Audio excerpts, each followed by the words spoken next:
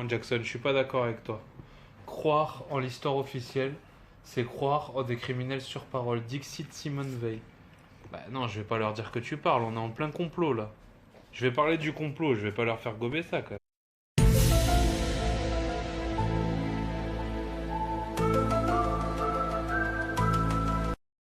Salut à tous, c'est Tom Lafranchi pour la chaîne YouTube Facebook Pourquoi je crois pour une édition un petit peu spéciale. On parlera aujourd'hui de la théorie du complot. C'est un petit entre-deux avant de passer à mon témoignage car ça me tenait à cœur et j'y réfléchis il n'y a pas longtemps, juste après la vidéo. La Bible est-elle fiable? Comme d'habitude, merci. Comme je disais tout à l'heure, on est à plus de 3000 vues là, en 2 semaines entre Facebook et YouTube. Donc PJC, ça commence à prendre de l'ampleur. Je vous encourage toujours à partager et puis bon, laissons les choses là où elles sont dans les mains du patron. Ok, donc je voulais aborder la théorie du complot parce que ça fait partie de ma vie, ça fait partie de mon témoignage et ça a été même un fondement de ma conversion à Jésus-Christ, à Dieu. Parce que la théorie du complot, ça a explosé avec Internet, disons dans les années, vraiment, vraiment explosé, disons dans les années 2005-2010. Mais c'est venu à moi, ben, on était quoi? Il y a peut-être 8 ans de ça. Donc comme d'habitude, je vais faire une petite exégèse de la théorie du complot, et puis après on va développer. Donc la théorie du complot, également appelée conspirationnisme ou complotisme depuis peu. Très important, vous l'avez vu dans les grands médias actuellement, ça sort beaucoup.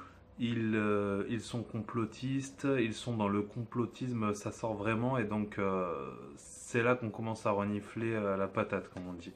Propose de revoir plusieurs événements à partir ou parties de l'histoire avec d'autres yeux ou une compréhension différente des multiples versions officielles, livres ou informations émanantes la plupart du temps des grands médias. L'origine, ou du moins la première histoire remise en cause, serait celle venant de l'abbé Augustin Baruel, avec son livre écrit en 1798, Mémoire pour servir l'histoire du jacobinisme, remettant en cause la Révolution française comme le résultat d'un mouvement populaire spontané, mais plutôt comme le fruit d'une conspiration antichrétienne.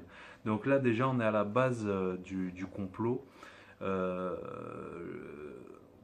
Comment dire, le complot, c'est pas la théorie du complot, en fait, c'est pas des gens qui sont cachés dans le noir avec des capuches comme ça et qui sont en train de contrôler le monde. Non, ça c'est dans la mémoire collective, ça s'inscrit. Et comme d'habitude, à cause de gens qui pensent moyennement, qui ne réfléchissent pas vraiment, qui suivent un peu le troupeau, on se retrouve nous tous à passer pour des débiles mentaux, ceux qui croient en tout cas à la théorie du complot. Les complots, ça existe depuis tout temps. En fait, les complots, c'est une histoire de pouvoir. Les complots, c'est comment arriver au pouvoir et comment effacer quelqu'un qui va les empêcher d'arriver au pouvoir, qui servir comment donc chaque petit groupe a créé des complots. Et voilà que on se retrouve vraiment dans la théorie du complot qu'on connaît aujourd'hui avec Internet. Et, euh, et aussi, toutes les légendes aussi qui sont nées autour des personnages sur lesquels on va revenir tout de suite ensemble.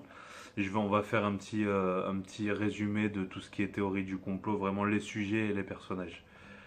Euh, les conspirateurs des clubs d'origine privée, loges maçonniques et autres sociétés de pensée beaucoup plus anciennes comme les Rose-Croix ou encore les Templiers.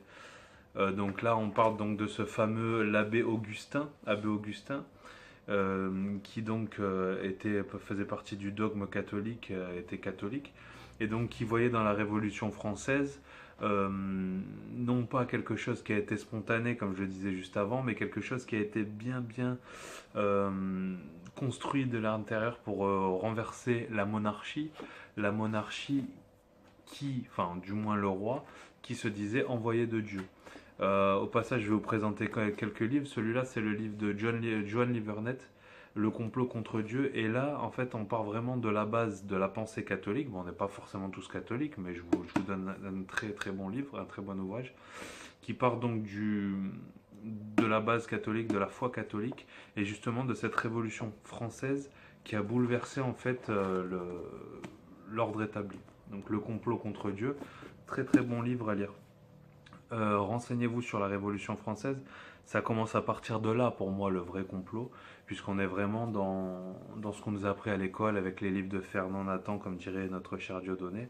À partir de là commence le mensonge, parce que là, quand on nous dit que voilà, c'est le peuple qui s'est révolté tout simplement sur une envie en fait de bousculer la monarchie en place, c'est faux. Ça a été bien cherché, titillé d'en bas, bien construit, donc c'est sans problème. Donc les grandes théories et les grands personnages du complot sont, bon, disons les grands sujets d'abord. Le sida en premier, comme quoi ben, le sida en fait aurait été un virus qui se serait échappé ou qui aurait été du moins échappé et testé en Afrique. Donc vous voyez, là il y a des choses qui sont vérifiables et pas vérifiables, mais là je vous donne vraiment les grandes lignes des théories du complot. Ensuite, on a eu dans les années 50, 60, 1947 exactement, l'Arena 51, la zone 51 avec le crash de l'OVNI et puis ce fameux extraterrestre. Donc là commence vraiment la paranoïa autour de cette zone et commence même, je dirais vraiment l'histoire des OVNI médiatisés, ça commence ici. On a eu l'assassinat de John Fitzgerald Kennedy. Ça a été vraiment fort et encore aujourd'hui on peut se poser des questions puisque John Fitzgerald Kennedy, avant de mourir, je crois 20 jours avant de prendre cette balle dans la tête, dénonce les sociétés secrètes qui contrôlent le monde. Et puis bon, il avait de nombreux ennemis, comme à l'époque Castro à Cuba. Il avait aussi les fascistes des États-Unis, ceux qui étaient anti-guerre du Vietnam. Il avait vraiment beaucoup d'ennemis. Et on peut aussi se poser des questions concernant la malédiction qu'il y a eu tout autour de sa famille. On a les reptiliens. Attention, les reptiliens. Faut voir un peu, d'ailleurs. Regardez, il a pas un peu des airs de reptilien, ce chien? Fais attention, hein, je te surveille. Les reptiliens, donc la fameuse théorie comme quoi, depuis la nuit des temps, nous avons une race extraterrestre sur la Terre. D'ailleurs, si j'étais pas croyant, franchement, ça tiendrait largement debout, puisque quand on se pose des questions sur les anciennes civilisations, nous, ce qu'on va appeler dans le christianisme la civilisation pré-adamique, euh, bon, on en reviendra parce que c'est un sujet très très complexe, on reviendra dessus. Les reptiliens donc seraient donc cette race extraterrestre infiltrée qui gouvernerait et qui, disons, se nourrirait de l'énergie humaine. Donc on voit toujours la reine Elisabeth qui est montrée du doigt ou plein de gens. Hmm, pas forcément des Français, souvent des Américains. Faut savoir aussi que la théorie du complot, elle est partie dans les années 2000-2005, aussi beaucoup à partir de la musique avec Lady Gaga, Black Eyed Peas, pardon, excusez-moi, et aussi Hollywood. Donc il y a eu beaucoup de signes, à croire qu'ils en jouent, donc certainement qu'il y a beaucoup de fumée, mais il y a aussi beaucoup de vrai, puisqu'ils en jouent, il y a énormément de signes kabbalistiques, il y a beaucoup de symboles et de rites à Satan. Dans la lignée des complots, on a eu Apollo, l'émission, donc on se pose toujours la question. D'ailleurs, pour les adeptes de la Terre plate, je ne dis pas que je suis un adepte de la Terre plate, mais si vous voulez vous poser des questions, je mettrai des liens sous la vidéo. On peut se poser des questions concernant le mensonge de la NASA. Le mensonge de la NASA, c'est tout simplement énormissime, quoi. Tout ce qu'on connaît de l'espace, ça vient de la NASA. Et tout ce qu'on connaît de la NASA, bah, ça a l'air d'être vraiment en équilibre, quoi. C'est vraiment très très fragile. Donc je vous mettrai des liens énormissimes sur ça. Donc la question c'est est-ce que les Américains étaient-ils en retard sur les Russes? Est-ce que tout n'a pas été tourné que sur les plateaux hollywoodiens? Beaucoup de questions. Et pas mal de réponses, vous verrez. Donc la théorie du complot, c'est aussi ça, c'est aller chercher des choses solides et ne pas être un mouton et croire que tout est complot. Tout ce qu'on dit n'est pas complot. Il y a aussi le projet HARP, qui sont ces antennes basées en Alaska. Je crois qu'il y a plus de 180 antennes basées sur l'Alaska qui sont censées étudier euh, la stratosphère et tout ce qui est autour de nous. Et finalement, donc, il y a tout un sujet autour de ça, comme quoi ils contrôleraient le temps et puis ils pourraient vraiment bouger les nuages, la pluie, créer des tremblements de terre. Donc vous voyez, j'ai commencé par la théorie du complot, mais plus je suis rentré dedans et plus Dieu s'est révélé à moi, et plus j'ai gardé quelque chose comme quelques-unes de ces choses, comme le voyage sur la Lune, comme l'Arena 51, mais il y en a pour moi qui ne valent plus rien, quoi, en fait. Je dis pas que Harp ne vaut plus rien, il y a des trucs solides, mais il y a des choses qui commencent à s'échapper. En France, la propagande de cette théorie commence au siècle des Lumières avec l'Église catholique dépassée par la science au moment venu qui crie à la sorcellerie et à l'hérésie lorsque les scientifiques remettent en question les fondements de la foi ou de la religion. Donc on est quasiment là à la base des complots, puisque comme je vous ai dit dans ce livre de Joanny Vernet, on parle de tout ça. Plus proche de nous, la théorie du complot a toujours existé dans la mémoire des gens incrédules, a commencé par le premier voyage d'Apollo, donc ce que je disais avant, dans les années 60. Avec l'arrivée d'Internet accessible à tous dans les années 50-2000, la théorie se propage avec un flot d'informations aussi diverses que variées. Plus récemment, et je dirais number one dans la théorie du complot avec le terrorisme, enfin le terrorisme en France, c'est le 11 septembre et les tours jumelles. Alors là, franchement, au départ, on n'était que sur une théorie du complot. Maintenant, avec tout ce qu'on a comme information et quand on voit les gars qui se battent et qui se font jarter des médias ou des scènes de spectacle comme Mathieu Kassovitch ou Jean-Marie Bigard, là, on peut vraiment commencer à se poser des questions. Quand on sait que la famille Ben Laden était proche de la famille Bush, quand on sait l'argent qu'ils ont touché suite à leur contrat d'assurance sur ces tours et quand on sait qu'ils sont partis en Irak juste derrière pour aller récupérer du pétrole et faire ce qu'ils ont fait. Là, on a vraiment du costaud. Maintenant, on va attaquer les noms qui reviennent les plus souvent. C'est Bilderberg, Fondation Rockefeller, donc c'est un groupe très connu. Skull and Bones, Bush, Fondation Rockefeller aussi. Les Illuminati, 1776, Adam Bishop, illuminé de Bavière, ancien jésuite. Donc là, on rentre, vous voyez, on sort un peu de cette image qu'on a là avec ces gars qui ont des capuches comme ça autour d'une table. On sort aussi de ce cliché sur la franc-maçonnerie, parce que la franc-maçonnerie, je la connais un peu maintenant grâce à des amis des amis, des connaissances qui le sont, qui l'ont été. Donc on sort de ces premiers degrés en fait qui ne connaissent quasiment rien puisqu'ils travaillent juste sur des planches et puis c'est un échange de procédés. On sort de cette idée vraiment qu'on voit dans les films et là on rentre vraiment dans une histoire de groupe euh, très certainement actif, riche et très certainement avec du pouvoir. Et là, ça commence à prendre du sens justement avec ces groupes-là qui, eux, par leurs décisions, vont aller peser sur les banques, sur les gouvernements, etc. Là, oui, ça tient la route. Et donc, on peut dire qu'il y a plusieurs petits groupes comme ça qui tiennent la route. Donc, Illuminati, franc-maçonnerie de haut degré, Bilderberg, Fondation Rockefeller. En France, c'est les dîners du siècle, etc. Dans cette lignée, quand on pense que vraiment c'est les finances qui tiennent le monde et ces groupes-là, je vous conseille ce livre si vous aimez vraiment ce sujet-là. C'est 666 de Pierre Jovanovic. C'est du très costaud. En plus, il part d'une révélation en fait de l'Apocalypse de Jean. Donc bon, je ne m'adresse pas forcément aux chrétiens qui ont des révélations de Dieu, mais plutôt aux gens qui se posent des questions. 666 de Pierre Jovanovic, très très bon. Donc vous voyez, si on part du principe qu'en fait ces gens font tout ça pour le pouvoir, euh, là ça tient la route. D'ailleurs, ils font ça que pour le pouvoir et que pour l'argent. Et à partir de ce moment-là, donc on s'enlève toutes ces idées comment dire, de science-fiction, bien qu'on va y revenir, il y a quand même pas mal de choses occultes. Et dites-vous bien qu'en fait, cette théorie du complot, elle tient la route et elle est due à tous ces groupes qui font du mal de par leur envie d'argent. Car aujourd'hui, la faim dans le monde et la maladie pourraient être éradiquées en un jour. Il me semble que j'avais vu avec 1% du budget du revenu de la publicité mondiale, toute l'Afrique mange. Donc là, je pense que là, on peut parler de complot.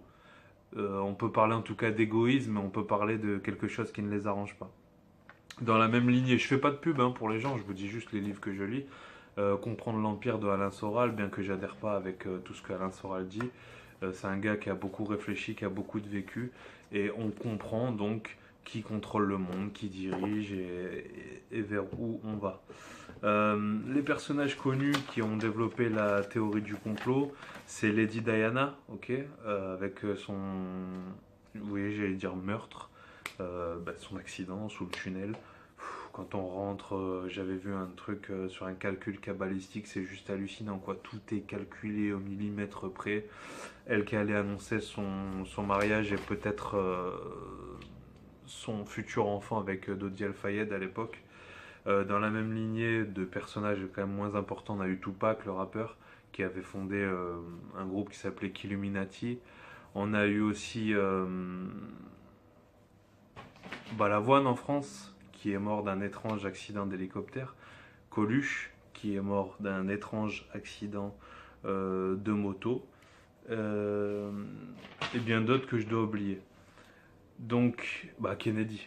Kennedy, on en a parlé tout à l'heure, le président des États-Unis en 1969 qui prend une balle en pleine tête. Son assassin a été retrouvé et il est mort 2 jours après. Donc vous voyez, ça va vite. On peut se poser aussi des questions sur Hugo Chavez, qui est mort subitement d'un cancer très très rapide. Les gens qui dérangent, on les fait sauter, on les fait mourir. Donc là, on rentre dans la théorie du complot. Pourquoi j'aborde ce sujet-là? C'est pour tout d'abord les plus jeunes, pour vous dire, sortez vraiment de ce cliché qui sont en train de nous mettre en tête là sur le complotisme. En fait, à partir du moment que vous dites que vous êtes complotiste, euh, c'est comme une défaillance mentale en fait. Ils vont dire, ah, mais vous êtes complètement parano, sortez de cette idée-là. Attention, les enfants, les plus grands, vous pouvez vous poser des questions sur l'histoire et c'est même nécessaire parce qu'il y a beaucoup de mensonges sur l'histoire. Comme a dit je ne sais plus qui, l'histoire a été écrite par les vainqueurs et non par les vaincus. Les vaincus, ils étaient sous les débris, ils ne pouvaient pas écrire l'histoire. Mais qui vous dit que les vaincus n'avaient pas raison dans leur combat? Ça, on ne sait pas. Vous voyez. Donc posez-vous des questions, sortez de ces clichés. Attention aux sites là, du gouvernement, justement, là je me pose beaucoup de questions quand on voit des sites comme tutefaimanipuler.fr. Et c'est là que ça m'a mis la puce à l'oreille. Ça veut dire que en creusant, on est vraiment dans le juste sur certaines théories du complot.